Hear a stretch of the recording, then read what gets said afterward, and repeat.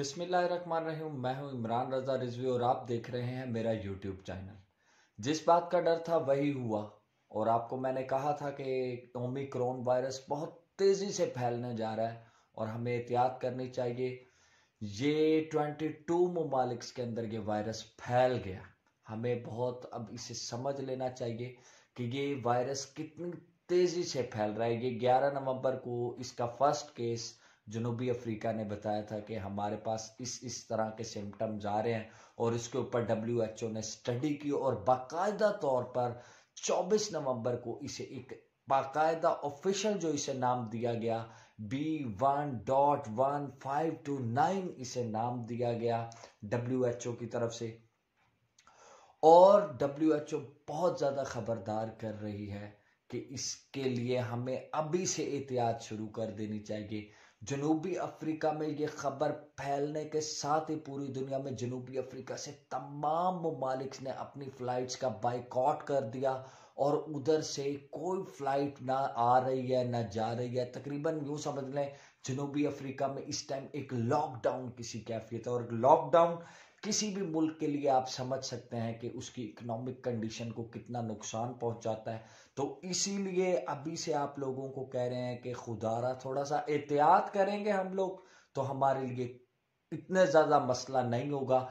इस वायरस ने फैलना है जब ये 22 ममालिक तक चला गया। और एक और आपको खबर देता चलूं, इंडिया में इसके 2 केसेस फाइंड आउट किए गए हैं। 2 केसेस इंडिया में रिपोर्ट हो गए ओमिक्रोना वायरस के।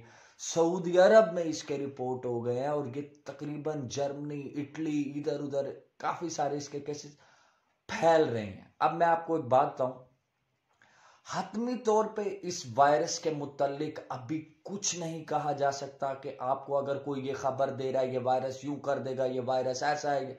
देखें, बात सुने, हौसला रखें जिस तरह पहले रखा था। बात यह है हौसले के साथ साथ अकल भी रखनी है। अकल ये रखनी है, हमने एहतियात करनी है, हमने मास्क का इस्तेमाल करना है। हमने जिन लोगों की वैक्सीनेशन नहीं हुई उन लोगों ने फौरी तौर पे वैक्सीनेशन करवानी है। एक अच्छी खबर आपको ये दे दूं साथ, पाकिस्तान के अंदर असद उमर ने बताया 5 करोड़ से ज्यादा लोगों को फुली वैक्सीनेटेड हो गए हैं। 3 करोड़ वो लोग हैं जिन्हें सिंगल डोज लग गई है और जिन्हें सिंगल डोज लगी है उनको मुझे यही कहना और गवर्नमेंट की तरफ से भी कि वो कोई काम ना करें, वो जल्दी से अपनी सेकंड डोज लें।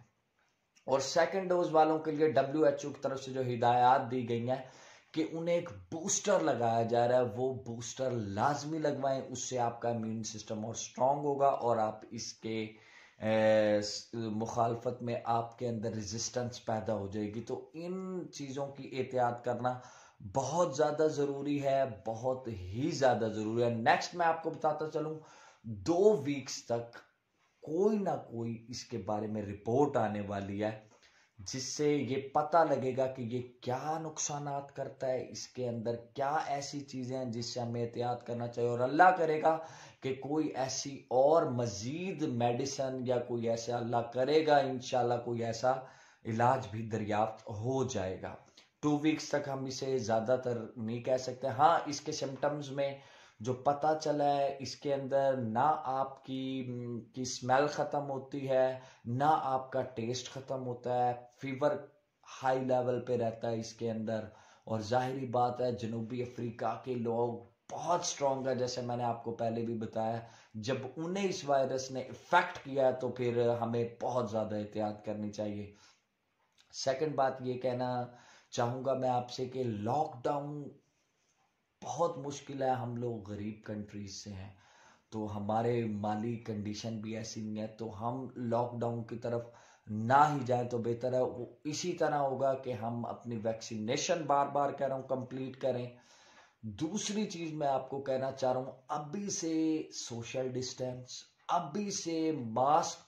और खुदारा मैं अपनी पॉलिटिकल पार्टीज, मैं अपने डॉक्टर्स, मैं जो लोग पाकिस्तान में, पूरी दुनिया, देखें हम किस कंट्री से ताल्लुक रखते हैं, हम ऐसे कंट्री से ताल्लुक रखते हैं कि पूरी दुनिया ओमिक्रॉन वायरस को लेकर बहुत टेंशन में है।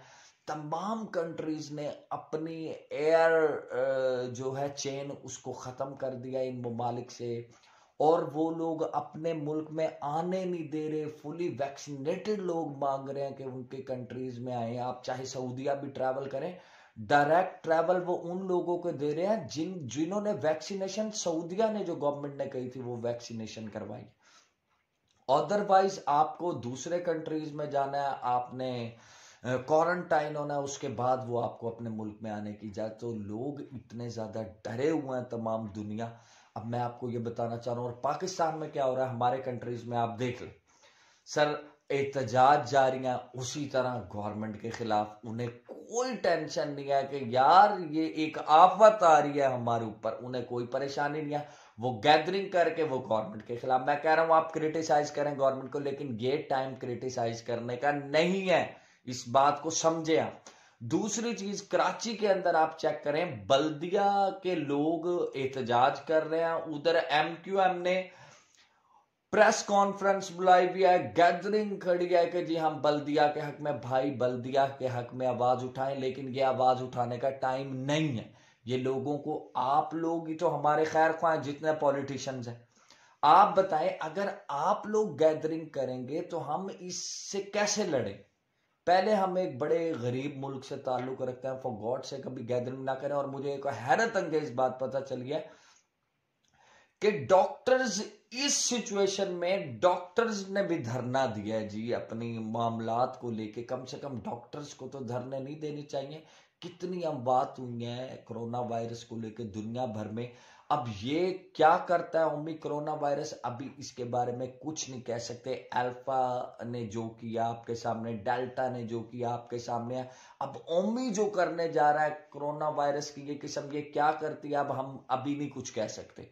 लेकिन हम अगर एहतियात करेंगे हमारा नुकसान कम से कम होगा। अब आप लोगों को समझना है, पढ़े लिखे लोगों को और तमाम सियासतदानों को समझना है, हमने मिल के पहले इसका मुकाबला करना है, बाद में हमने एक दूसरे पे ब्लेम्स करना है।